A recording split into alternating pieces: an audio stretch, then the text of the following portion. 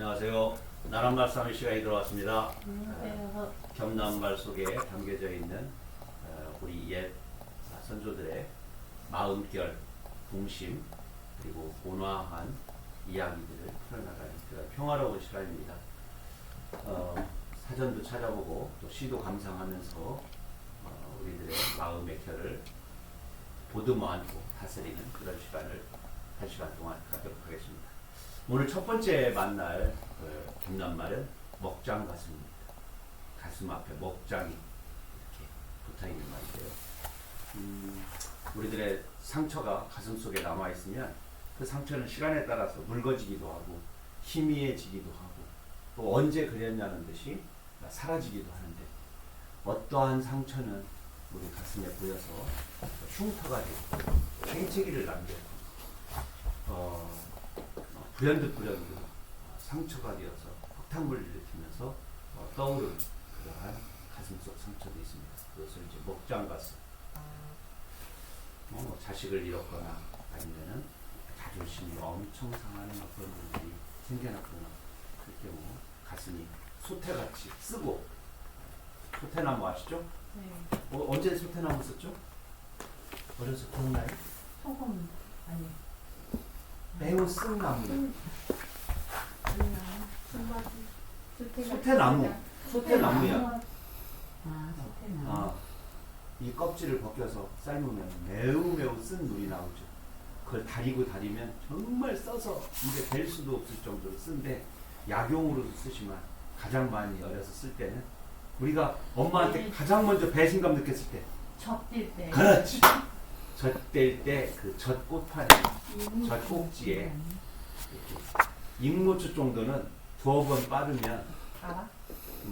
태태하고 또 먹는데 이건 정말 그게 뭐예요? 소태나무. 소태나무. 그래서 이거를 아주 익모초도 괜찮은데 이거를 끓여서 그 진액을 손톱 밑에다가 이렇게 발라. 혹시 손톱 이렇게 뜯어먹는 애들 있죠? 5명 중에 1명. 그러니까 한 교실에 30명이 있으면 5, 6명은 이 손톱 뿌리까지 다 뜯어먹어. 훨씬 많았어, 어렸을 때는. 스트레스 받으면 그렇죠. 근데 나이가 많이 먹으면 자연스럽게 없어져요. 근데 그때는 이미 손톱이 엉망되고. 근데 어른 돼서도 없어지는 아이들이 있거든요. 또 없어지지 않는 아이들이 있거든요. 어른 됐는데도 없어지는 사람이 있어요. 그런 사람은 그 소태, 그러니까 손톱에다가 자주 발라. 손가락을 넣고 있어. 그러면 손톱 밑에 또 상처난 곳, 뜯었으니까 상처가 있을 거 아니야. 그 작은 상처의 틈바구니에 이게 막 배는 거죠. 그리고 나도 모르는 사이에 입에 딱 갖다 대면 어떻겠어요?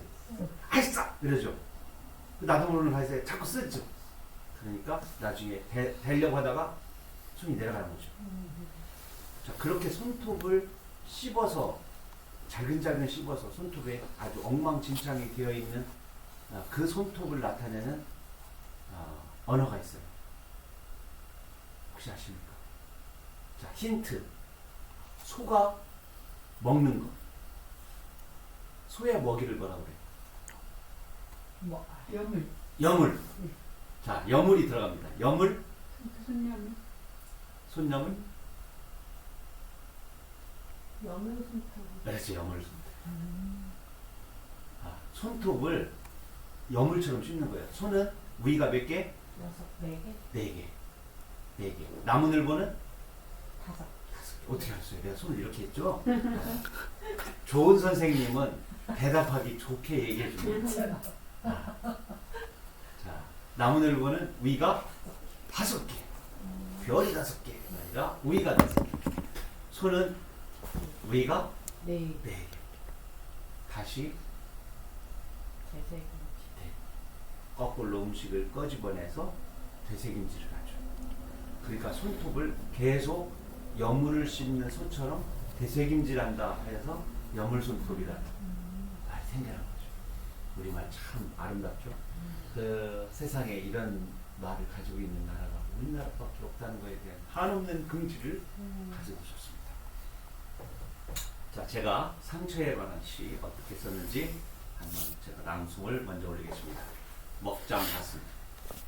비닐하우스 귤 껍질에는 바람의 문장이 없습니다. 곶감의 얼굴에는 상처의 무늬가 없습니다. 흉터가 깎여나갔기 때문입니다. 감꽃 목걸이의 설렘도 아득합니다. 유채꽃 노랑 저고리를 사랑하던 마음도 잊었습니다. 하지만 새콤한 귤 속에 어찌 땀과 눈물이 없겠습니까? 귤 나무의 안타까움과 귤 따는 이의 괴로움이 없겠습니까? 곶감의 백분 속에 어찌 달콤함만 있겠습니까? 처마 및 곶감이 발간 꽃끈을 갖다 하여서 어찌 토방에 쭈그려 앉은 한숨 소리를 모르겠습니까? 푸른 하늘이 서름의 깊이라는 것, 끝까지 억장 가슴을 노래하겠습니다. 새살이 돋을 때까지 붕대를 펼치겠습니다. 늙은 감나무에 먹장 가슴이 서리서리 등불을 켭니다. 별빛 돋보기를 우러르겠습니다. 저는 이 시를 써서 좀 오래 고쳤어요. 되게 시를 쓰고 이 시를 사람들이 좀 사랑해 주기를 바랬어요. 우리 집에 감나무가 되게 오래된 감나무가 있었는데요. 어느 날 바람에 쓰러졌어요. 위에 중투막이 났어요. 그 떨어진 나무를 보니까 정말 어떻게 저렇게 가슴이 텅 비어 있었는데 그렇게 오랫동안 자기 몸을 허공에다가 이렇게 세워놓고 어떻게 그곳에 200개, 300개, 많게는 막 500개 정도의 감을 매달고 그 무게를 견뎠을까? 어떻게 여름에 태풍을 견뎠을까? 신기했어. 근데 쓰러졌어. 쓰러진 다음에 거기에서 다시 싹이 나왔어. 해충. 감이 얼마나 많이 열리는지 막 처음에는 제가 중토막만 남았을 때 이거 나무 보기 흉하니까 베어야 돼. 그랬더니 어머니가 안 돼. 왜 안 돼요? 야, 여기서 큰 두루미 황새가 2마리나 나왔어. 거기다가 큰 새가 그 남은 중토막 이렇게 그곳에다가 집을 진 거야. 그래서 거기서 새끼가 나왔는데 날개를 쫙 펴고 이렇게 날아갔다 이거야. 올해도 또 온 거야. 그리고 이제 조금 있다가 지금은 거기서 이제 격가지가 나와가지고 감이 또 많이 열렸거든요. 그래서 격가지가 오면서 이렇게 겹쳤어. 그러니까 큰 새가 어떻게 그 구멍을 못 들어가. 못 들어가 서성거리다가 집을 못 짓고 다른 데로 갔어요. 어머니 마음이 감나무 가지를 쳐서 두루미 집을 살려놓을 것이냐 아니면 그대로 감을 따먹을 것이냐. 결론이 뭐겠어요? 우리는 그렇게 생각하죠. 두루미를 그렇게 생각하죠. 자연의 일에 세상의 일에 사람이 관여하면 안 돼. 감나무를 자르는 순간 우리 감나무의 생을 관여했지. 두루미만을 생각했지. 또 우리가 감 따먹어야지 이런 생각으로 두루미는 어디 가지? 그냥 두루미는 두루미대로 어딘가에 가서 저게 없었을 때도 어딘가에 새끼를 쳤듯이 감나무는 감나무의 생으로 두루미는 두루미의 생으로. 그런 시가 있어요. 개구리하고 뱀하고 막 싸워. 개구리가 안 잡혀먹으려고 도망다니고 뱀은 가서 막 휘감으려고. 그러니까 한 아이가 막대기를 들고 막 쫓아가. 어떤 아이는 그냥 놔둬. 먹이 사슬이라는 게 있는 거야. 하고 막 싸우는 사이에 그날 5교시에 학급회의가 벌어지는데 학급회의가 뱀을 쫓은 학생이 옳은가 아니면 뱀을 굶게 한 학생이 옳은가에 대해서 찬반 토론을 시킨 거야. 이 담임선생님이. 근데 결국 막 하고 제일 나중에 한 아이가 손을 들고. 그런데 우리가 왜 개들을 신경 써야 돼?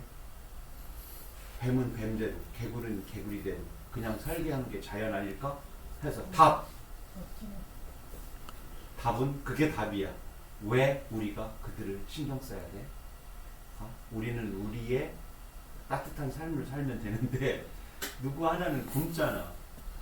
그러니까 그 질서에 우리가 인간이 너무 누군가 약한 애를 보호한다고. 약한 애가 세상에 있어. 사람이 가장 강하면 사람 밑에 만물의 영장 밑에 모두. 하여튼 좀 이야기가 바깥으로 나갔는데 우리 집 앞에 있는 이 오래된 감나무가 참 저에게 많은 사색과 이야기를 줍니다. 그래서 어떤 때는 세상에서 가장 아름다운 게 무엇이냐 하면 5월 달에 감나무 새순이 좀 늦게 나오잖아요. 나올 때 안개가 낀 날, 약간 달무리가 있는 날, 그래서 약간의 습기가 있는 날, 그 연초록의 감나무 이파리에 빛이 약간 비치고 안개가 낀 날, 밑에서 바라보면 정말 아름다워. 달빛에 반짝이는 감나무 새순도 이쁘지만, 그래서 그 감나무 밑에서 그거 바라보는 그 재미. 그때 포플러 이파리가 감나무 잎보다 조금 빨리 나오기 때문에 포플러 이파리의 소리, 포플러 이파리의 빛 이런 것들도 저한테는 매우 신비로운 밤의 풍경으로 제 머릿속에 남아 있습니다. 그중에 감나무는 감나무 새순도 참 예쁘지만 새 잎도 예쁘지만 특히 가을에 감잎 단풍 들었을 때 봤죠. 정말 오묘하죠. 파란색은 파란대로, 빨간색은 빨간대로가, 주황은 주황대로 그 안에. 그리고 가장 또 잘 어울리는 한방눈과 까치만. 감나무 줄기는 검고 검은데 눈은 희고 그 사이에 등불을 매달고 있는 그 홍시. 우리 김남주 시인은 홍시를 까치밥을 조선의 마음이라고 했죠. 아무리 배가 고라도 까치를 위해서 대여섯 개의 감을 남겨두는. 이 까치들도 평상시는 안 먹어요. 눈이 많이 내려서 진짜 먹을 게 없을 때 와서 그때 감을 쪼아 먹는.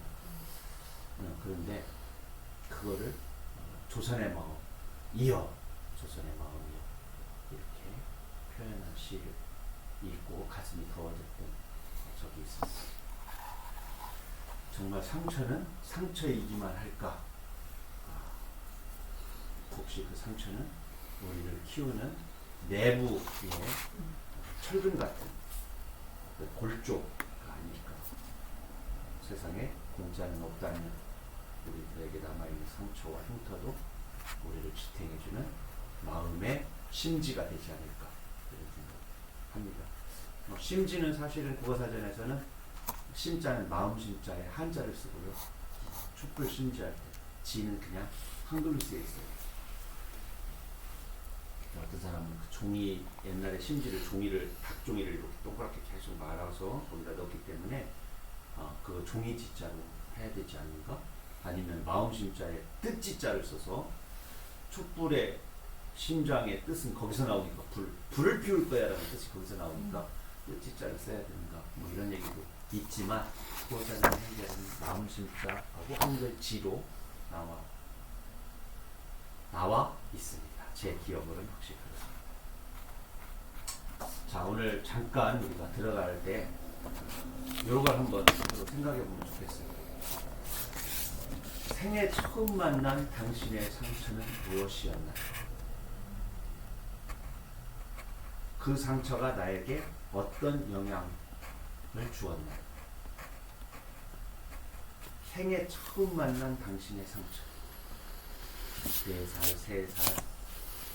혹시 기억나는 상처 있어요? 상처라기보다 경험.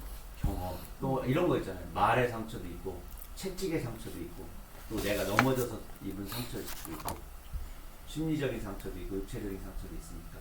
혹시 뭐가 있을까요? 한번. 첫 번째 경험은 이 상처라고 하는 걸 처음으로 제가 넘어져서 코피를 흘린 적이 있어요. 아, 근데 그 코피를 흘린 거에 대한 어떤 당황스러움이 있었고, 그 주변 그 같이 가던 학교 갔다 오다 그랬는데 같이 뒤에서 따라오던 마을의 언니가, 그러니까 윗 상급생이죠. 도와줬던 그런 기억이 있는데 특별히 거기에 대해서는 잘 모르겠어요. 그냥 경험으로 남아있고, 그랬죠. 나중에 기억을 하다 보면 이게 처음인가 저게 처음인가 막 혼재되죠. 선후가 바뀌어. 더 큰 상처가 더 오래된 것 같은 느낌도 들고, 아니면 더 큰 상처가 아주 가까이에서 느껴지는 것처럼 느껴지고. 없어요? 어렸을 때 큰 상처? 시원하게 어렸을 때 저는 고등학교 3학년 때인가 야간 자율학습 간다고 갔다가 땡땡이 쳤는데 고3? 네. 아버지한테 딱 걸리고요. 근데 동네 불이 나갖고 아버지가 불 끌어가다가 그걸 보시고 그래갖고 끌려가갖고 정말 그 나이 처음으로 아버지한테 뺨 한 대 맞았어요. 고등학교 때? 네, 고등. 그전에는 그럼 상처가 한 없었어요? 번도 어렸을 때는 상처가 없었던 거. 기억나는 상처. 그럼 상처를 입힌 경우도 있을까요? 상처를 입힌 거요?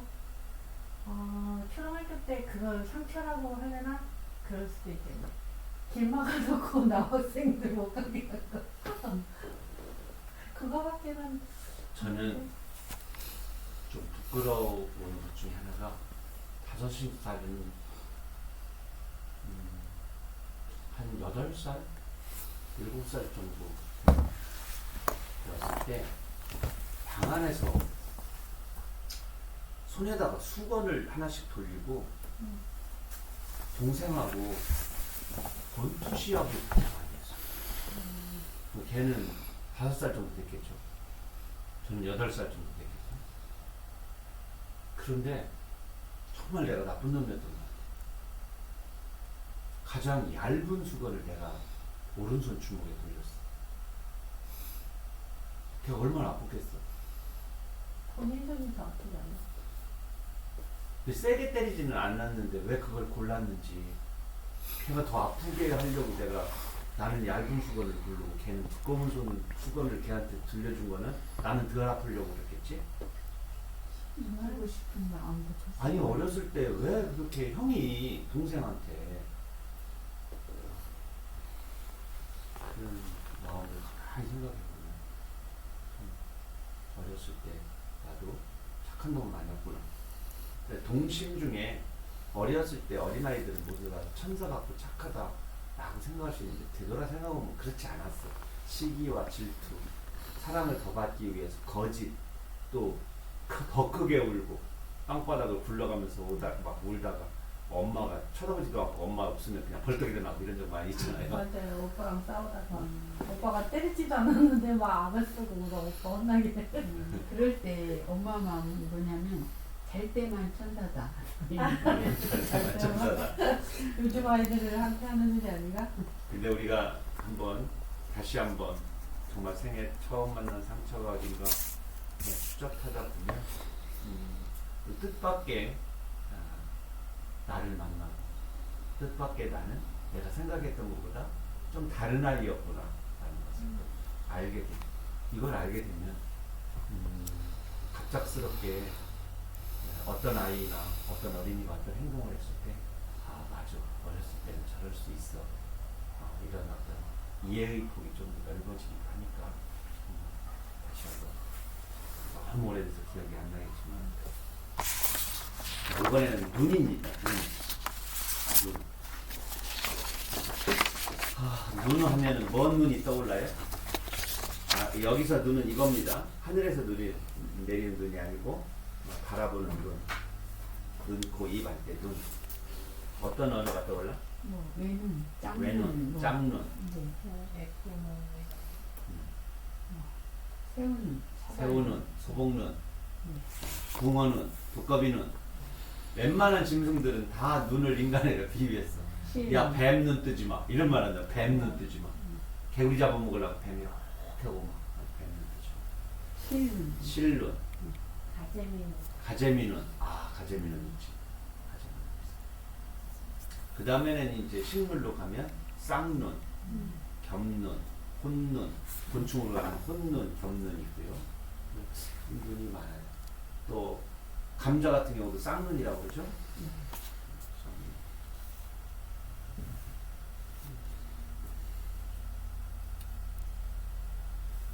한눈이 있고 딴눈이 있고 또 군눈이 있고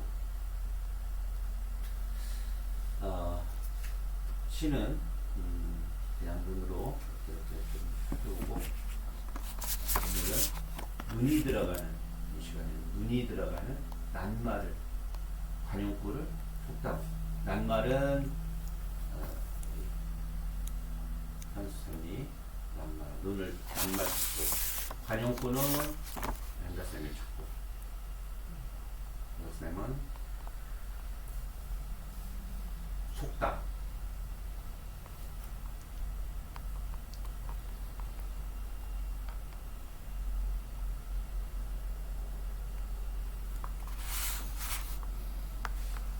찾아서 하나씩만 야 요거 신기한데 요거 좀 색달아 이런 말이 있었네.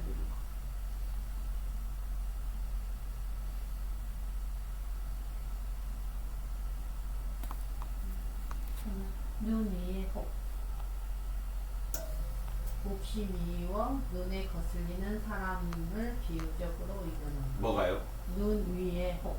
눈 위에 혹. 네. 눈 위에 혹을 찾았군요. 얼음이 자빠진 새눈깔.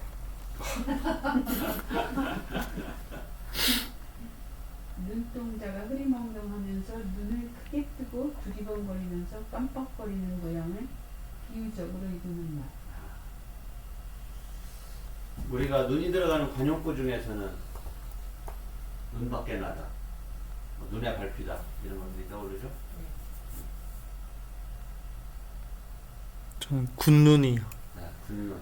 쓸데없는 것에 정신을 팔거나 보지 않아도 좋을 것을 보는 눈. 그런 것만 밝히는 눈이 있어. 군눈. 여복하여 눈이 머나. 군더더기 할 때 군입니다. 말이 군말이 있어요. 님의 침묵 앞에 제일 앞에 군말이 있었죠. 군더더기. 그러니까 제 볼 걸 보지 않고 허튼 짓 하는 가윗, 가외 말, 가외 눈. 또 하나씩 또 찾은 거 있습니까? 염라대왕도 돈 앞에는 한쪽 눈을 감는다. 뜻은?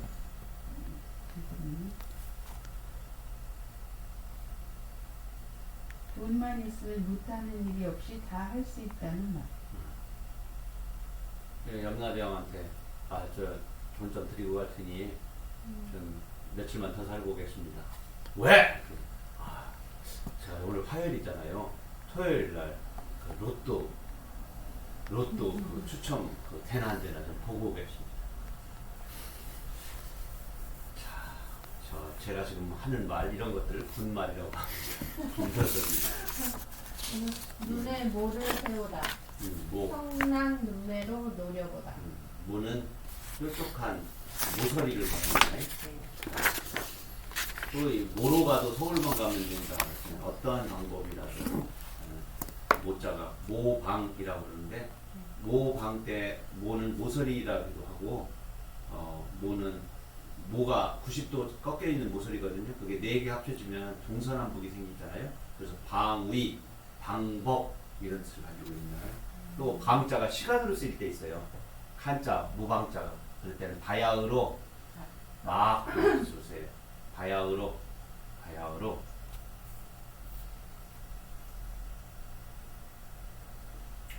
먼 발치시로 넘어가겠습니다. 제가 나름 사랑하는 시입니다. 내가 사랑하는 시는 우리 독자들은 사랑을 또 안 해줘. 제가 평상시 다른 시집에서 쓰지 않는 작법을 쓴 시가 이 동시모노 사전하고 동시에서도 조금 사용하는데 이거는 리듬의 반복, 구조의 반복, 반복을 별로 안 좋아하는데 반복을 좀 많이 사용한 편이에요. 이 동시문헌 사전. 그래야 독자들에게 의미를 강화시킬 수가 있어요. 의미를 강조할 수가 있어요. 사전 형식인데 그대로 그냥 이걸 안 쓰면, 이런 방법을 안 쓰면 뭔 얘기야? 너무 모호해. 너무 생각이 좀 추상적이야. 이럴 것 같아서 풀이의 형식으로 리드미컬하게 의미를 강조하는 반복법, 대꾸법을 좀 썼는데 이 시도 그 반복과 대꾸를 변주하면서 좀 변화해서 연주하면서 되어 있습니다. 먼 달치. 먼 달치가 좋다. 먼 발치에서 불어오는 봄바람이 좋다. 먼 빛으로도 알아볼 수 있는 설렘이 좋다. 먼 발치 저 무지개는 누구의 뒤꿈치일까? 먼 발치에 밀쳐놓은 연애 편지가 좋다. 떠나는 기차인지 다가오는 기적 소리인지 모를 먼 발치에 그대가 좋다. 내 목소리가 닿지 않아 소리칠 일 없는 막 새순이 트는 우둥지의 손짓이 좋다. 달빛의 야유였는지 눈물이랑은 다 말랐는지 마음 졸임을 들키지 않는 먼 발치가 좋다. 내 맘대로 그릴 수 있는 먼 빛이 좋다. 먼 발치에서 우는 소쩍새 울음이 좋다. 손 까부르면 달려갈 마음의 끝자리.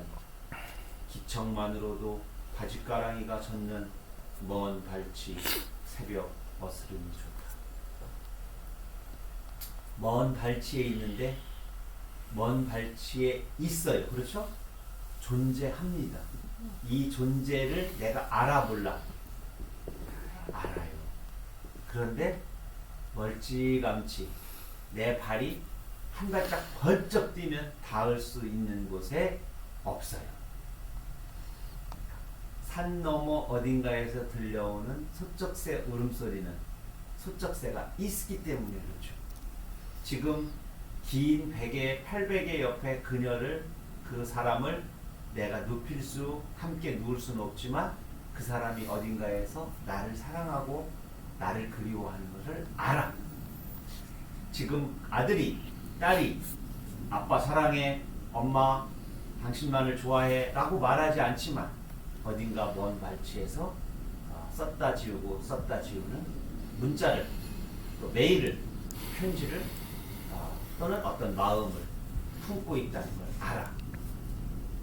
지금은 약간 섭섭하고 약간 만나지는 못해. 대나처럼 뚜렷하지는 않아. 그렇지만 달이 있기 때문에 달무리가 있듯이, 그렇죠? 그의 그 어렴풋한 그 마음이 존재한다는 걸 알아. 어디에? 먼 발치. 어딘가에서. 그 먼 발치가 좋아. 당장 책임지도 않아도 되고, 당장 어떤 말에 상처를 받지 않아도 돼. 당장 내가 음식을 해서 차려줄 수는 없어. 그런데 내 그리움과 내 설렘의 모든 것이 적정한 거리 바깥에서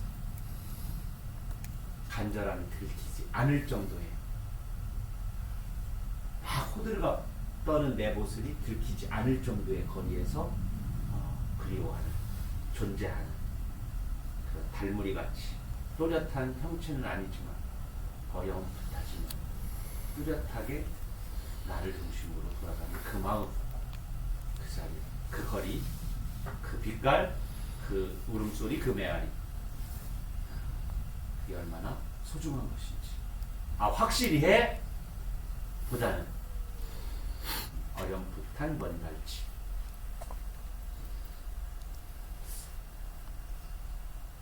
없는 건 아니야. 작은 건 아니야. 하루에도 전화를 한 번도 안 치면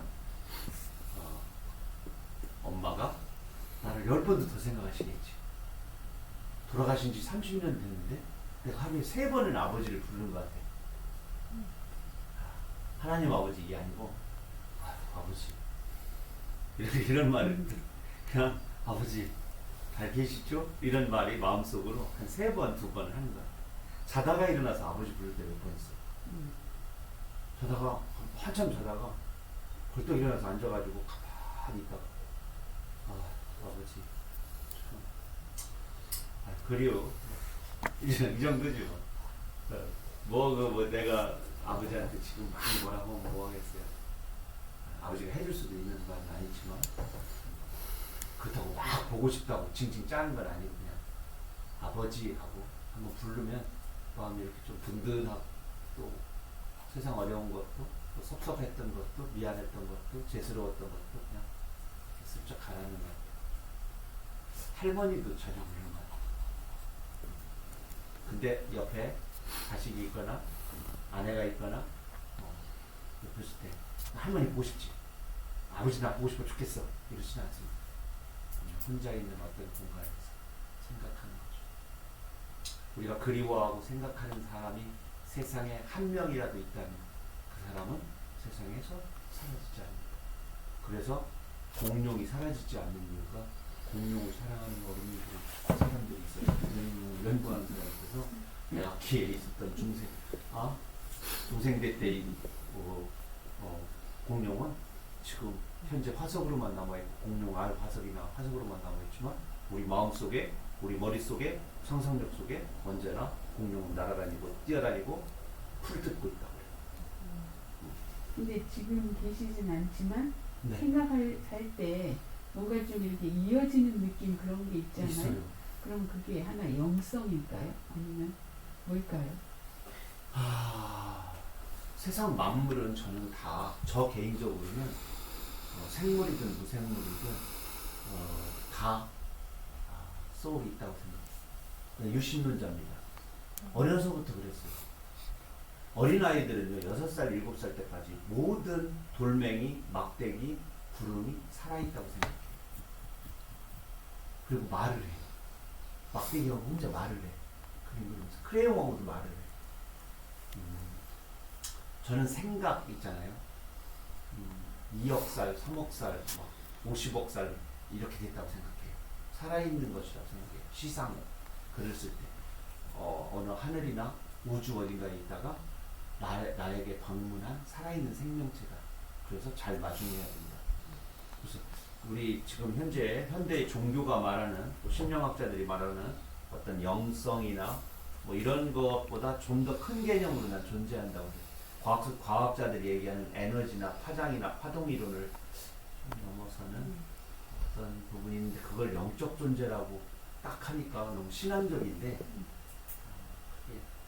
그게 있다고 생각해요. 근데 그게 이제 돌아가신 분의 경우뿐만 아니라 이제 가령 아이들하고 그 교감할 때도 네.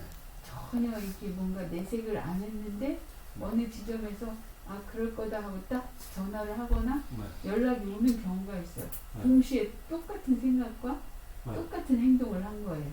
그럴 때 많죠. 네, 그럴 때가 있을 그럴 때 때 많죠. 참 신기하더라고요. 자동차 타고 가다가요 네. 노래를 해. 그리고 라디오를 탁 틀었는데 그 노래가 같은 소절이 나오고 있어요. 그리고 다시 껐다 켜.